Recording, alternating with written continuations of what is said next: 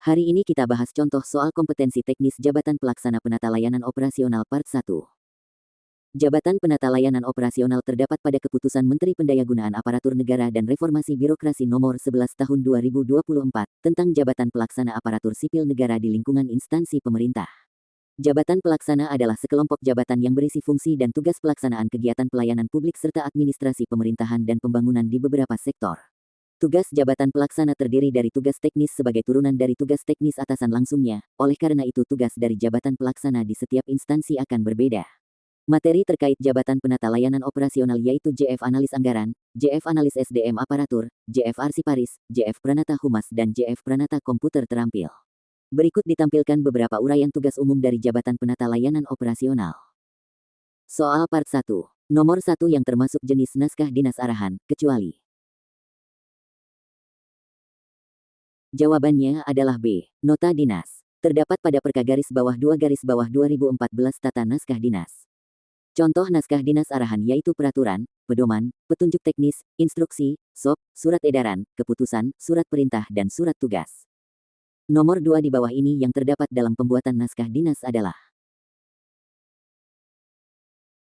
Jawabannya adalah C. Penomoran naskah dinas, tembusan, penggunaan logo lembaga, lambang negara.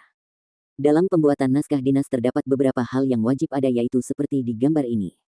Terdapat pada Perka-2 2014 Tata Naskah Dinas. Nomor 3. Fungsi pengelolaan arsip yang paling penting adalah. Jawabannya adalah C. Pembangunan kontrol terhadap penciptaan dan pengaturan arsip. Terdapat pada modul konsep arsip 1 hal 34. Pembangunan kontrol terhadap penciptaan dan pengaturan arsip harus dianggap sebagai fungsi pengelolaan arsip yang paling penting. Nomor 4. Setiap tahun perusahaan pabrik gula mengadakan seminar untuk menambah wawasan dan ilmu baru tentang teknologi. Bila sebagai kegiatan tersebut menginformasikan kepada seluruh pegawai wajib untuk mengikuti seminar tersebut dan dilanjutkan pelatihan kompetensi yang berguna untuk menaikkan level kinerja KPI. Kemudian dilanjut dengan acara hiburan agar tidak tegang dalam menjalani seluruh rangkaian kegiatan tersebut. Dari kasus tersebut termasuk ke dalam aspek perencanaan SDM, yaitu poin. Jawabannya adalah C. Perencanaan program mengikuti pengembangan dari rencana kepegawaian terdapat pada modul MSDM sektor publik. Aspek perencanaan SDM yang efektif ada 8, yaitu seperti penjabaran di gambar ini. Nomor 5. APBN dalam 1 tahun anggaran meliputi sebagai berikut. Jawabannya adalah C. Hak pemerintah pusat yang diakui sebagai penambah nilai kekayaan bersih. Terdapat pada UU Nomor 1 Tahun 2004 Pasal 12.